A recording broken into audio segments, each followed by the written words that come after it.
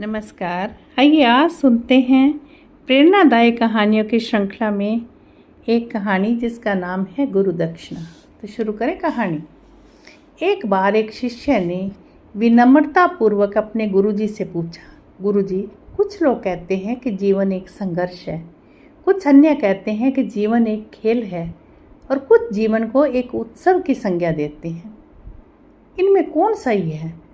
गुरुजी ने तत्काल बड़े ही धैर्यपूर्वक उत्तर दिया, पुत्र, जिन्हें गुरु नहीं मिला उनके लिए जीवन एक संघर्ष है, जिन्हें गुरु मिल गया उनका जीवन एक खेल है, और जो लोग गुरु द्वारा बताए गए मार्ग पर चलने लगते हैं मात्र वे ही जीवन को एक उत्सव का नाम देने का साहस जुटा पाते हैं।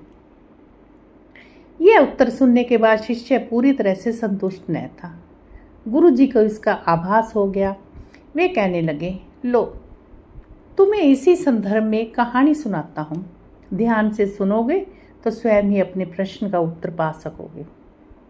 उन्होंने जो कहानी सुनाई वह इस प्रकार थी कि एक बार की बात है कि किसी गुरुकुल में 3 शिष्यों ने अपना अध्ययन संपूर्ण करने पर अपने गुरुजी से यह बताने के लिए विनती की कि उन्हें गुरु दक्षिणा में उनसे क्या चाहिए। गुरुजी पहले तो मंद मंद मुस्काए, फिर बड़े स्नेहपूर्वक कहने लगे, मुझे तुमसे गुरु दक्षिणा में एक थैला भर के सूखी पत्तियां चाहिए, ला सकोगे? वे तीनों मन ही मन बड़े प्रसन्न हुए, क्योंकि उन्हें लगा कि वे बड़ी आसानी से अपने गुरुजी की इच्छा पूरी कर सकेंगे। सूखी पत्तियां तो जंगल में सब जगह बिखरी ही रहती है। वे उत्साहपूर्वक एक ही स्वर में बोले, जी गुरुजी, जैसी आपकी आज्ञा। अब तीनों शिष्य चलते चलते एक नज़दीक के जंगल में पहुंच चुके थे, लेकिन यह देखकर कि वहां तो सूखी पत्तियां केवल एक मुट्ठी भर थी, उनके आश्रय का ठिकाना न रहा। वे सोच में पड़ गए कि आखिर जंगल से कौन सूखी पत्तियां उठाकर ले गया होगा। इतने में उन्हें दूर से आता हुआ एक किसान दिखाई दिया। वे उसके पास पहुंचकर उससे याचना करने लगे कि वह उन्हें केवल एक थैला भर सूखी पत्तियां दे दे। अब उस किसान ने उनसे क्षमा याचना करते हुए उन्हें ये बताया कि वह उनकी मदद नहीं कर सकता, क्योंकि उसने सूखी पत्तियों का ईंधन के रूप में पहले ही उपयोग कर लिया। अब वे तीनों पास ही के बसे एक गांव की ओर इस आशा से बढ़ने लगे कि हो सकता है कि वहां उस गांव में उनकी कोई सहायता कर सके। वहां पहुंचकर उन्होंने जब एक व्यापारी को देखा तो बड़ी उम्मीद से उनसे एक थैला भर सूखी पत्तियां देने की प्रार्थना करने लगे, लेकिन उन्हें फिर से एक बार निराशा ही हाथ आई, क्योंकि उस व्यापारी ने पहले ही कुछ पैसे कमाने के लिए सूखी पत्तियों के दोने बनाकर बेच दिए थे। लेकिन उस व्यापारी ने उदारता दिखाते हुए उन्हें एक बूढ़ी माँ का पता बताया जो सूखी पत्तियां इकट्ठी किया करती थी। पर भाग्य ने यहाँ भी उनका साथ नहीं दिया, क्योंकि वह बूढ़ी माँ तो उन पत्तियों को अलग अलग करके कई प्रकार की औषधियाँ बनाया करती थी। अब निराश होकर वह तीनों खाली हाथ ही गुरुकुल लौट आए। गुरुजी ने उन्हें देखते ही स्नेहपूर्वक पूछा, पुत्रों, ले आए गुरु दक्षिणा? तीनों ने सिर झुका दिया। गुरुजी द्वारा दोबारा पूछे जाने पर उनमें से एक शिष्य कहने लगा, गुरुदेव, हम आपकी इच्छा पूरी नहीं कर पाए। हमने सोचा था कि सूखी पत्तियां तो जंगल में सब जगह बिखरी ही रहती होगी, लेकिन बड़ी हैरानी की बात है कि लोग उनका भी कितनी तरह से उपयोग करते हैं। गुरुजी फिर पहले की तरह मुस्कुराते हुए प्रेम पूर्वक बोले, निराश क्यों होते हो, प्रसन्न हो जाओ।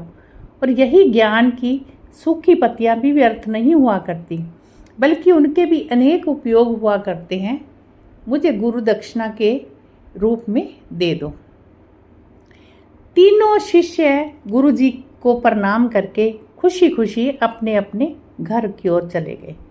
वे शिष्य जो गुरुजी की कहानी बड़े ध्यान से सुन रहा था, अचानक बड़े उत्साह से बोला, गुरुजी, अब मुझे अच्छी तरह से ज्ञात हो गया कि आप क्या कहना चाहते हैं। आपका संकेत वस्तुतः इसी ओर है कि जब सब जगह सूखी पत्तियां उपलब्ध हो सकती है तो वो भी बेकार नहीं होती, तो फिर हम कैसे किसी भी वस्तु या व्यक्ति को छोटा और महत्वहीन मानकर उसका तिरस्कार कर सकते हैं। चींटी से लेकर हाथी तक और सुई से लेकर तलवार तक सभी का अपना अपना महत्व होता है। गुरुजी भी तुरंत ही बोले, हाँ पुत्र, मेरे कहने का यही तात्पर्य है कि हम जब भी किसी से मिले तो उसे यथा योग्य मान देने का भरसक प्रयास करें, ताकि आपस में स्नेह, सद्भावना, सहानुभूति का विस्तार होता रहे और हमारा जीवन संघर्ष की बजाय उत्सव बन सके। दूसरा, यदि जीवन को एक खेल ही माना जाए तो बेहतर यही होगा कि हम स्वस्थ एवं शांत प्रतियोगिता में ही भाग लें और अपने निष्पादन तथा निर्माण को ऊंचाई के शिखर पर ले जाने का अथक प्रयास करें। अब शिष्य पूरी तरह से संतुष्ट था।